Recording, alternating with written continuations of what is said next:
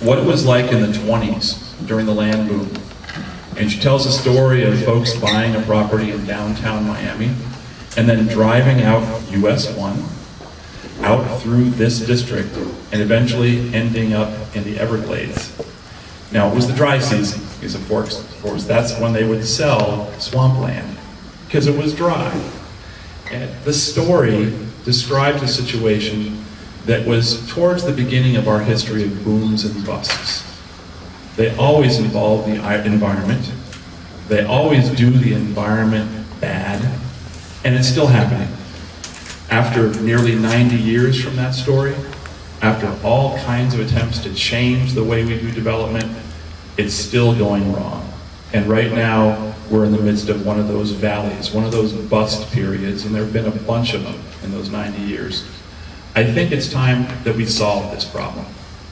It's clear that right now, we have a situation where it's too easy to build in the wrong place. Now, the way we talk about that is to say, hold the line. Because holding the line means don't build out in our well fields, don't build on our farmland, don't build in the wrong place.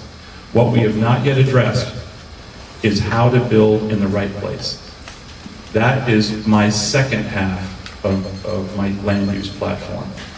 Was that a buzzer for me? I'm sorry, I didn't catch that in terms of the rules, so you gave a little. I'd like to tell you, I'd like to tell you a little bit more about that later, how to make sure that we build in the communities in our neighborhood where things are not so good. That's where we should be building instead of in the wrong place. Thank you. Yeah, so just very quickly, so our timer is right here, so she will hold up a sign when we get to 20 seconds.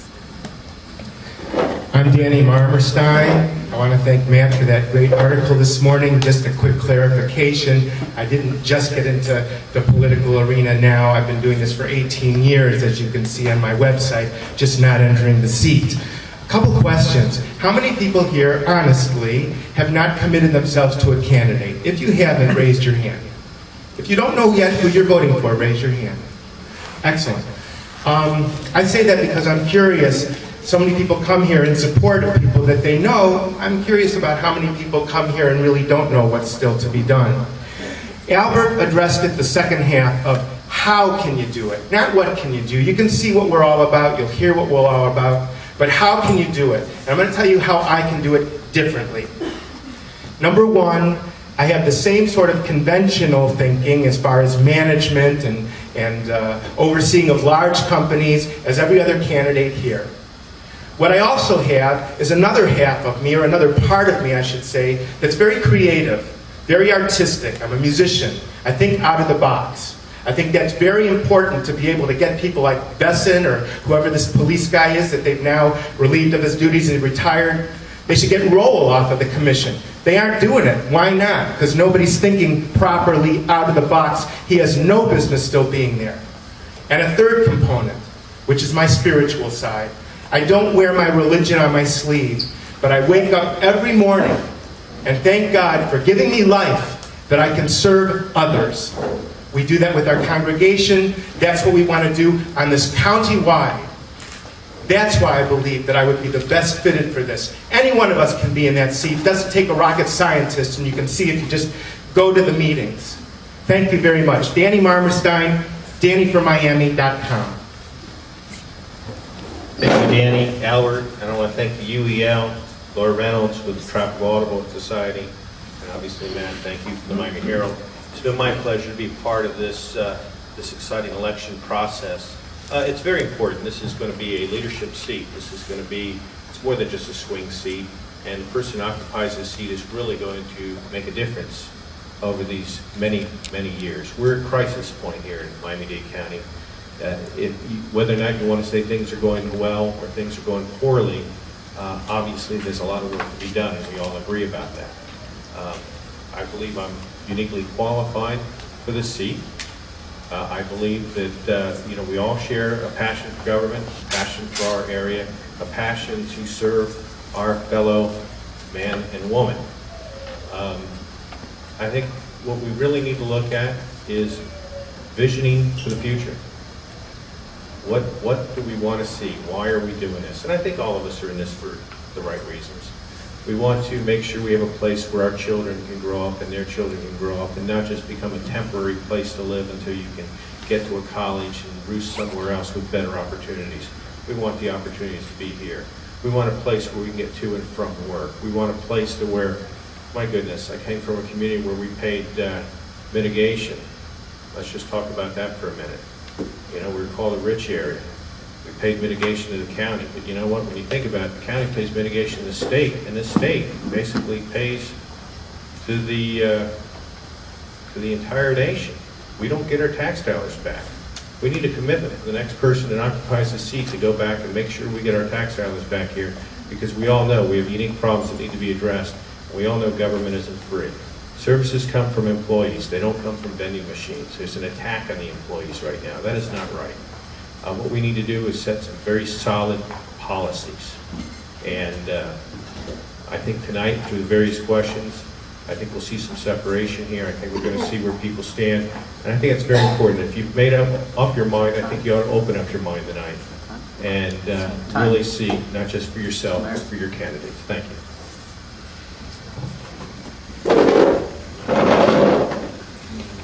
Good evening.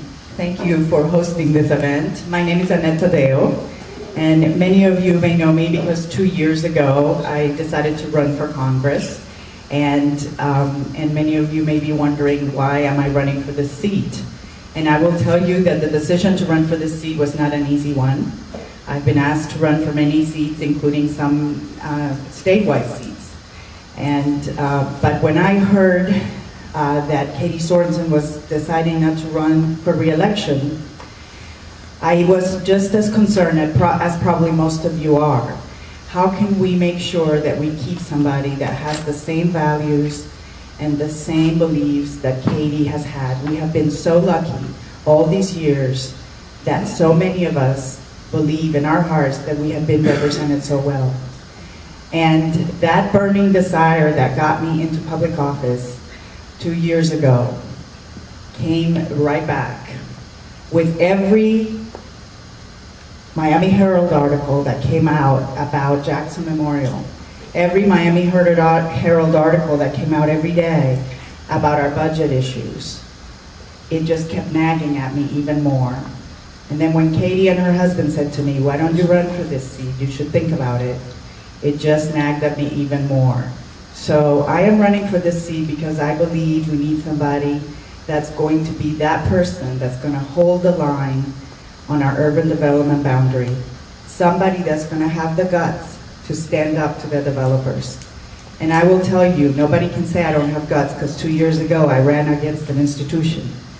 And in 1992, when Hurricane Andrew hit our area, I stood up against Miami-Dade County when in Saga Bay my parents lost their home.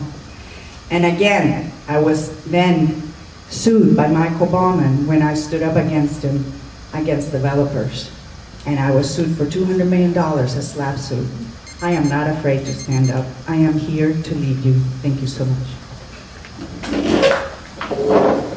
Good evening. Good evening. My name is Linda Bell. I'm a 31-year resident of District 8, and I'm so glad to be here. And I also want to thank UEL for having this. This is such a wonderful opportunity to have a forum to be able to speak to the public. I'm the former mayor, vice mayor, and councilman for the city of Homestead, and I served a total of 6 years in office. And I find that I have very many parallels as I listen. You see, I didn't just hold the line in Homestead, I drew the line. I passed a building moratorium, which was not very popular with the developers, to slow the out-of-control growth that was creating such sprawl in the city. That was an 18-month moratorium. I actually stood against a multi-million-dollar developer and was sued for $10 million because I stood up and I said no and I said enough. In fact, those developers pooled their resources, spent about $250,000, opened up a political action committee to oust not just me, but 4 of us, because we were courageous enough to say no and to say enough is enough. That's the kind of leader that you had as Mayor Linda Bell, and that's the kind of leader you're going to have as Commissioner Bell. So I absolutely know what that is like. So you do have a strong, courageous woman who's willing to take a beating for you, who's willing to do the right thing. You know, in 2 years, being in office for a total of 6 years, in 2 years, we completed 6 park projects, unheard of, that has not been done in the history of the city. on time and on budget without spending one penny of taxpayer dollars. The kids wanted a skate park, we have a skate park. We were able to use forfeiture funds. We were able to buy a skate park that another municipality did not want it for pennies on the dollar, and then pay the original installers to put it in to guarantee so that it was insured and safe. So many parks. I valued the life of our senior citizens, and we built a state-of-the-art senior citizen center. I brought the first dog parks to the city of Homestead, and we brought 2 of them and a splash pad for the kids. We have a dog park for the little dogs and a dog park for the big dogs because you want to have them be able to have room to exercise. In fact, if you fly over those parks, you're going to get a big chuckle because they're shaped like dog bones. Thank you very much. Good evening. My name is Obdulio Piedra. I'm a 53-year resident of South Florida. And for the past 33 years, my career has been focused on this community. But before that, I'm proud Boy Scout and Eagle Scout. And a lot of people talk about the Everglades and talk about what Miss Marjorie Stone Douglas lived, but I've lived it too. I've lived it over there, going to Florida City and canoeing and camping out there as a scout, as a proud Eagle Scout. And through the years, I've continued my commitment to scouting and to the environment and conservation. Now, this whole thing about the urban boundary line, let's talk about it. Realistically, don't you think we have learned from our lessons from the past and about growth? Don't you think that builders and developers have learned? Of course they have. There is plenty of land within, outside of that boundary line, that could be developed for years to come. And I'll be surprised if any one of us in this forum here, once elected, will ever see that line change. Because there's a lot of inventory. And they're using this as a campaign stunt to change really what the issues of this campaign should be. It's about jobs, it's about accountability, it's about transparency in government.